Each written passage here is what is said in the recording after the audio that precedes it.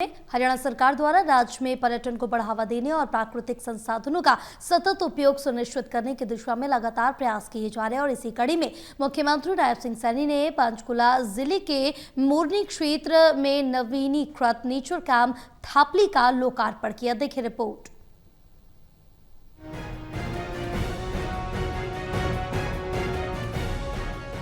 हरियाणा सरकार द्वारा राज्य में पर्यटन को बढ़ावा देने और प्राकृतिक संसाधनों का सतत उपयोग सुनिश्चित करने की दिशा में लगातार प्रयास किए जा रहे हैं। इसी कड़ी में मुख्यमंत्री नायब सिंह सैनी ने पंचकुला जिले के मोरनी क्षेत्र में नवीनीकृत नेचर कैंप थापली का लोकार्पण किया। इस अवसर पर उन्होंने नवीनीकृत इको कुटीर का भी उद्घाटन किया। साथ ही उन्होंने आयुर्वेदिक पंचकर्मा केंद्र का निरीक्षण कर वहां उपलब्ध स्वास्थ्य सेवाओं का भी जायजा लिया। मुख्यमंत्री नायब सिंह सैनी ने पंचकुला जिले के मोरनी क्षेत्र में नवीनीकृत नेचर कैंप थापली का लोकार्पण किया।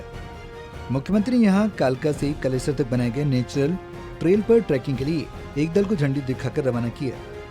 ये ट्रैक हरियाणा के युवाओं को साहसिक पर्यटन की ओर आकर्षित करेगा और राज्य को एडवेंचर व नेचर टूरिज्म हब के रूप में नई पहचान दिलाने में मदद करेगा। मुख्यमंत्री ने कहा कि साहसिक पर्यटन युवा पीढ़ी की रुचि से जुड़ा हुआ क्षेत्र है और इससे न केवल पर्यटन का विस्तार होगा बल्कि स्थानीय युवाओं के लिए रोजगार के नए अवसर भी सृजित होंगे। मुख्यमंत्री ने मोरनी क्षेत्र में स्थित त्रिफला वाटिका में पौधारोपण कर पर्यावरण संरक्षण का संदेश भी दिया। उन्होंने कहा कि राज्य सरकार प्राकृतिक संसाधनों के संरक्षण और सतत विकास के प्रति पूरी तरह प्रतिबद्ध है।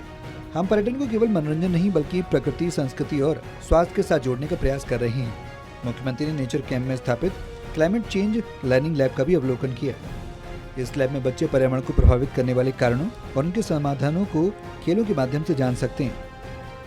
इस प्रकार की लर्निंग लैब न केवल बच्चों को वैज्ञानिक तथ्यों से जोड़ती है बल्कि उन्हें पर्यावरण के प्रति जिम्मेदार नागरिक बनने की दिशा में प्रेरित भी करती है। मुख्यमंत्री ने कहा कि मोरनी क्षेत्र की भौगोलिक सुंदरता, जैव विविधता और शांत वातावरण इसे प्राकृतिक पर्यटन के लिए अत्यंत उपयुक्त बनाते हैं।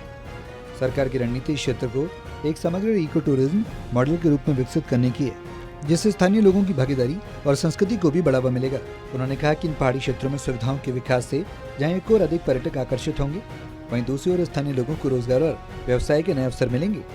सरकार का प्रयास है कि ऐसे क्षेत्रों को स्वास्थ्य, पर्यटन, योग, आयुर्वेद और साहसिक गतिविधियों के केंद्र बनाकर प्रदेश में सतत पर्यटन विकास को बल दिया जाए।